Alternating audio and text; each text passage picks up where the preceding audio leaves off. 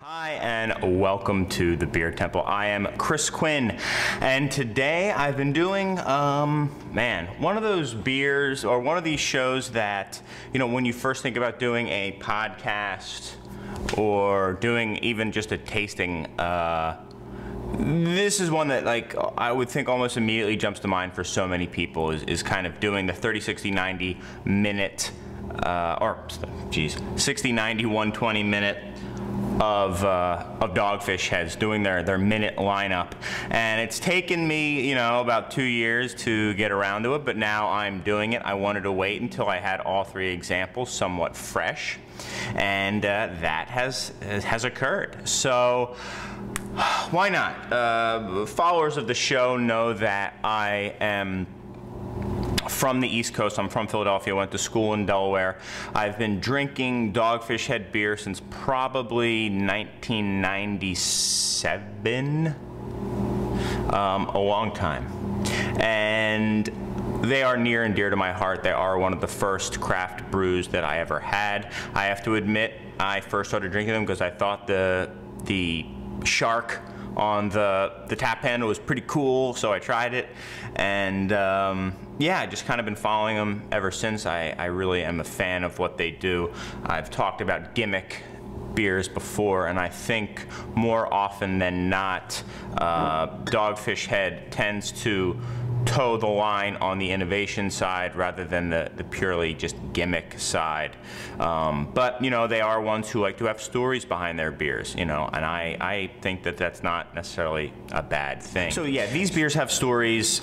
In general, the Dogfish Head beers have stories behind them. I think there's really nothing wrong with it. So these beers, these are their hoppy beers. They are named after minutes. You guys may or may not know how that came about. Basically, there are, you know, multiple hop additions in beers. You might have heard the Miller Lite thing, triple hop brewed and stuff like that, which is a total kind of ridiculous thing to talk about because almost every beer has at least 3 hop additions to it. You have an early hop addition for bittering. You have a middle hop addition for flavoring, and then a late hop addition for aromatics. That's very standard brewing. And it's because the hop does multiple things, and depending on how you use it, you know, it's somewhat mutually exclusive, whether it lends bitterness or aroma/flavor. So what Sam had the idea of is, well, why not have, you know, a single addition or set additions? Let's just hop it continuously. So he said, all right, I'm going to make a continuously hopped beer where there's really just one constant addition, and we're kind of trickling the beer in. So I think this was the first one he did, and for 60 minutes he just hopped the beer until he basically did flame out on the beer, you know, stopped boiling the beer, and that became 60-minute IPA. He actually used something they called Sir Hops-a-Lot. And it was basically one of those vibrating football games, those little boards that you plug in and then vibrate them and the guys kind of bounce around. He put it at an angle, turned it up to a certain speed, and let the hops just kind of trickle down continually into it. I now think, in fact, I'm now sure they have something a little bit more professional and customized than that. So that was the 60-minute IPA. He then did the same thing for 90 straight minutes and a bigger malt backing and called it 90 minutes. And then he did it for 2 hours straight and did the 120, which is a beast in and of itself. So I figured, why don't we try all 3 of them? I don't have my glass. Oh my goodness. Here we are. You know what? This is gross. I've got to clean my glass. Wow, talk about them. Okay, clean glassware is essential. Yeah, beer clean glassware to be specific. So let's get into it now that I have something I can pour these beers into. There we are, starting out with the 60-minute. This is very much an East Coast style IPA, 6% alcohol. This beer is 4 weeks old, so nice and fresh. Certainly, you know, a good IPA date to have if it's coming from the East Coast.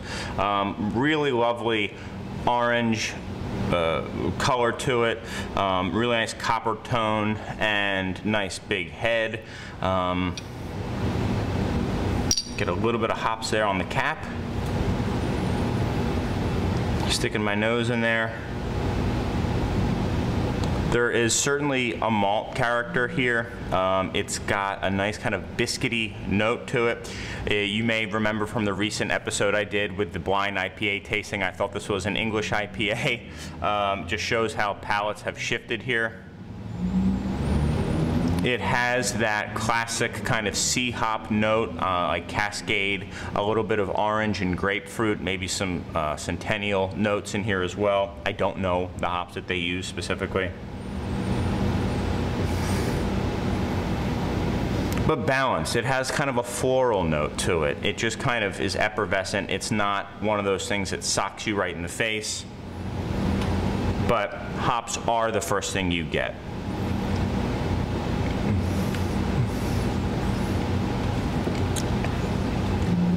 Easy drinker.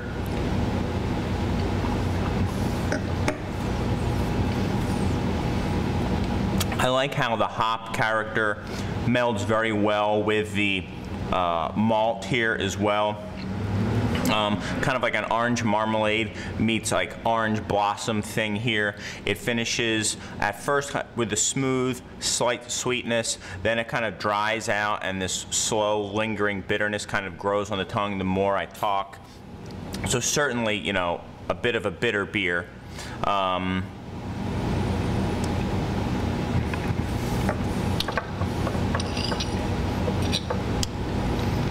As you swish it around in your mouth, you do get some of those hop flavors that just kind of get on your teeth a little bit. Is on there as well. You know, I think this would just be a nice beer to kind of just sit back and enjoy by itself, although certainly something with a little fat wouldn't hurt it. Some cheese or, you know, like a juicy burger or some fatty meat like that would be, you know, a good accompaniment as well. Solid IPA, classic kind of East Coast style thing. I have to admit my palate has shifted along with the rest. You know, I like things that are aggressive. So for me, I would put this at probably a 90. I think it's a well-made beer. I certainly don't think there's any flaws. There's plenty of hop character and there's plenty of malt. This would be kind of your session IPA, where you don't want your palate fatigued. You want to be able to have a few, hang out, and just kind of drink through, you know, a couple of them as you watch a football game or something. So yeah, there is the 60-minute IPA from Dogfish Head. Okay, so now, the 90-minute. This is a beer that in the past I have called, you know, maybe my favorite double IPA. I'm curious to see how this has lived up. This guy is 9% alcohol, kind of an absurdly high alcohol for when it came out. This beer is about 2.5 weeks old, so it should be quite fresh. Double IPA all the way, East Coast style, double IPA. It's got a little bit of a darker color to this beer, but still very much in the same family. It's got a very copper, like brilliant copper color, and again, the head is nice and it sticks around. Really great head retention on this beer. I just was reading that hops actually get up into the neck of the beer and then eventually get sucked up into the cap and out of the beer. That's one way that you can lose a lot of hop aromatics over time. And I was reading that there was a certain brewer, I think it was maybe Sierra Nevada, a brewer at Sierra Nevada, who whenever he takes the cap off a beer, smells the cap. I get mainly plastic and metal, but kind of curious. But it is funny how sometimes when you open up a beer, like those hop aromas just explode out of it, and you think it's a good thing, but it might not be a good thing because those hop aromatics might have been in the beer a couple weeks or months earlier. Anyway, still got some of that head sticking around.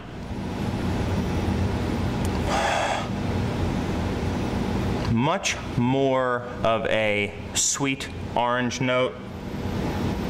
I'm getting some like notes that I get in like Gewürztraminer. and some like Alsatian white wine, just some of those same kind of grapey notes from it.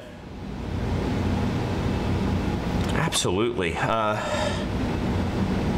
maybe it's something that reminds me of Venice, like maybe it's like a red fruit, some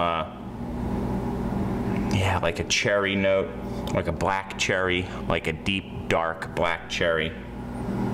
Interesting. Oranges all day long. More of a kind of nectar, like an orange nectar thing, if that exists. I think it's just called orange juice. Really lovely and kind of compelling aromatics on this one. Not like many of the double IPAs I've had. Almost like a lychee fruit thing here too. I mean, you guys know I smell a lot of double IPAs, and I'm kind of surprised that one that is such a stalwart of the category is so different when I think it's just that it's so bright and fresh.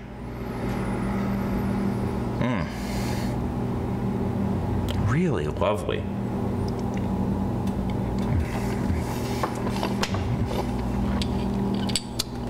Now you get that hops like sitting on your teeth. This beer's smooth. I think, you know what some of that note was? It might have just been some alcoholic heat too that reminded me of kind of some of these more vinous things.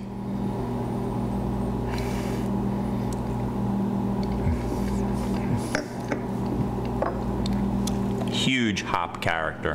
It's like a resinous, woody, herbaceous note to it. The herbs though are like dried herbs, not bright green herbs. In addition to like maybe sweet orange peel, a little bit of like orange pith, maybe like a really juicy ruby red grapefruit.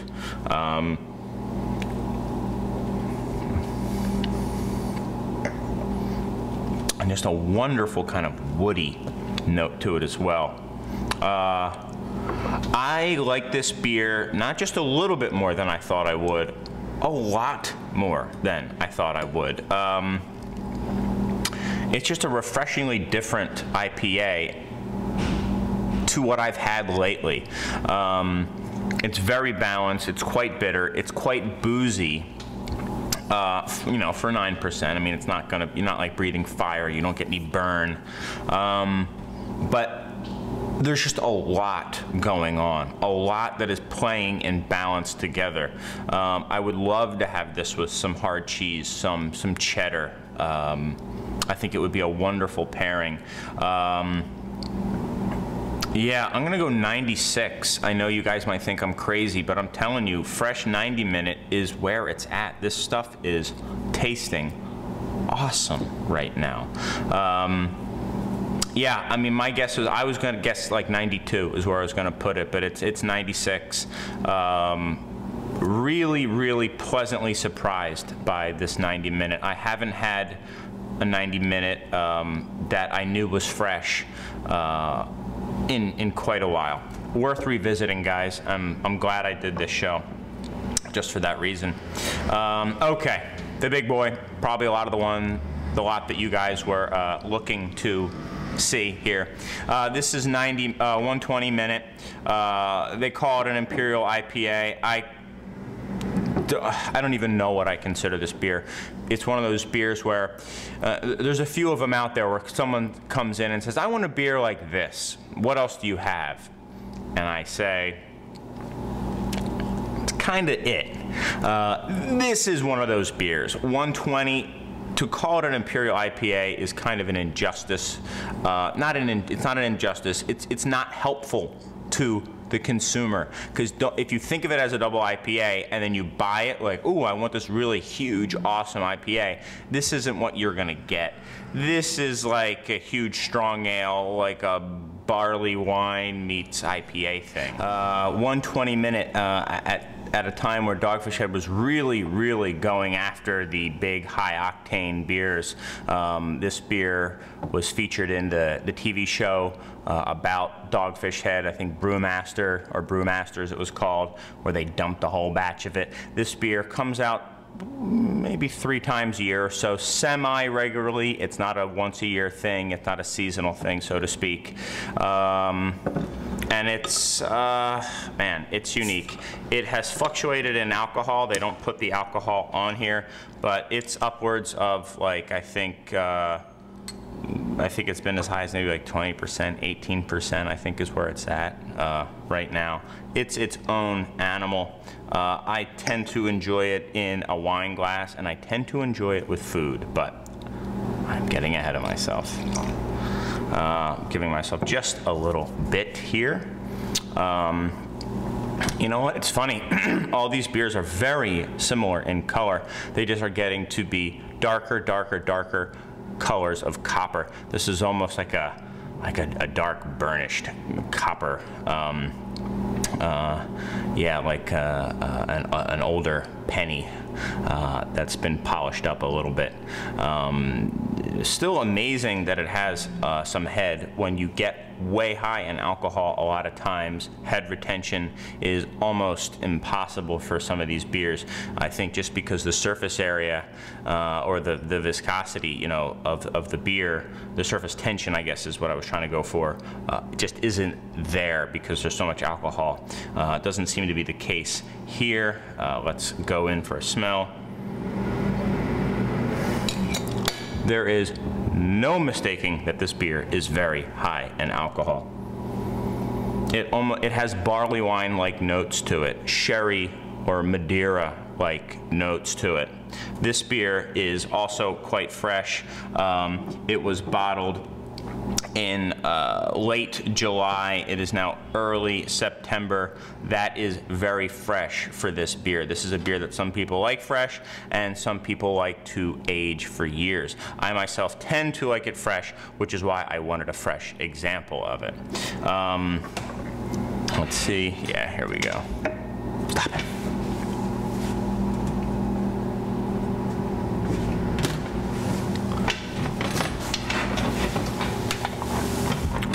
Always freaks me out when people like walk in, look in the store, look at the window, look at my hours, see that I'm open, then turn around and walk away.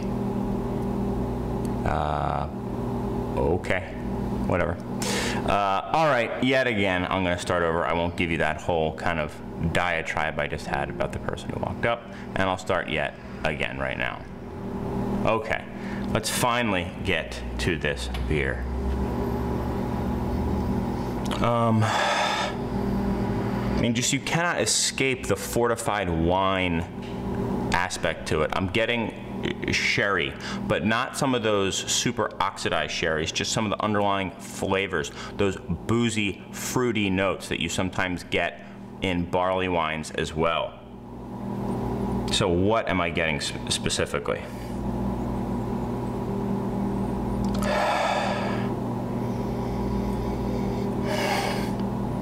It's funny, they're similar notes, but it's almost like a orange liqueur, Grand Marnier. Yeah, like a Cointreau Grand Marnier. I think Grand Marnier is probably the one I'm going for. You're getting a little bit of a, like maybe some golden raisin, just a hint of that. A lot going on here. And you're getting some higher alcohol notes as well. So finally, they're ready to come in. Finally. That's okay. This beer is just fine at just below room temp. Certainly some alcohols, like I was saying, some alcoholic notes, some higher alcohols. But it's like a sweet rose water thing. It's not getting into the nail polish remover or anything like that.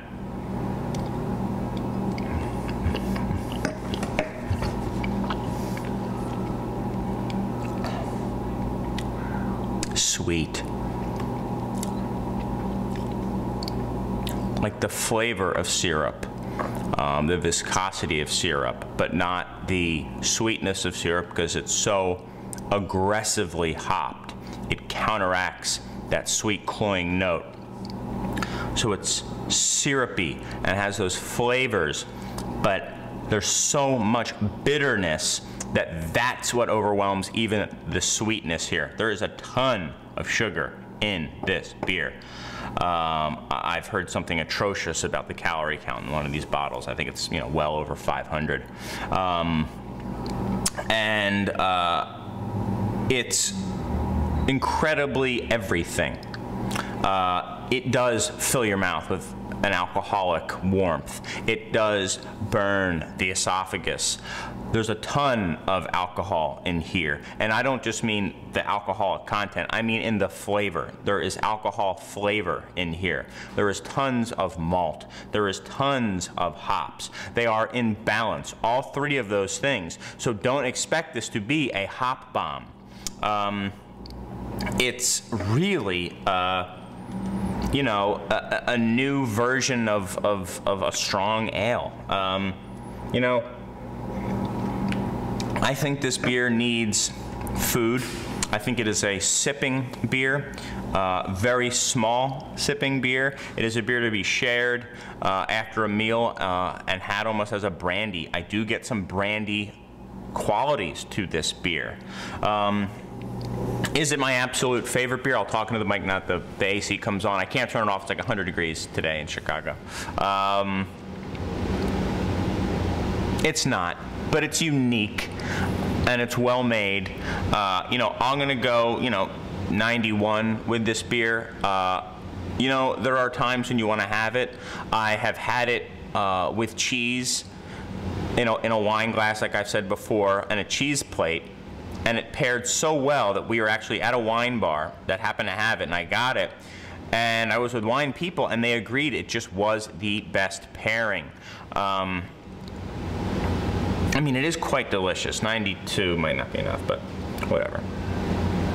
Again, it's 10 bucks a bottle. Is it worth getting? Heck yeah. It's worth trying. If you have not had this beer before, it is a bucket list beer. For good reason. I think there are a lot of $10 single bottles of beer that aren't this interesting, aren't this cool. So there you have it, guys. I hope you enjoyed the 60/90/120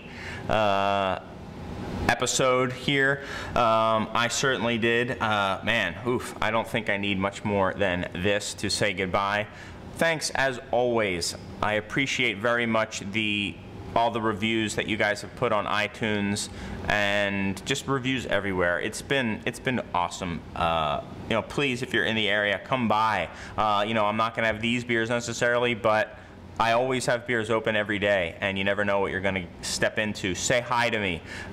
You guys have been very great, and least I can do is repay you with a couple tastes of beer. That's about it, guys. Check us out all over the interwebs, Facebook, so on and so forth. But until then, I've got some great minutes. I've got many minutes of beer to drink, and hopefully you do too. Go down to the cellar and crack one of these. It's worth it.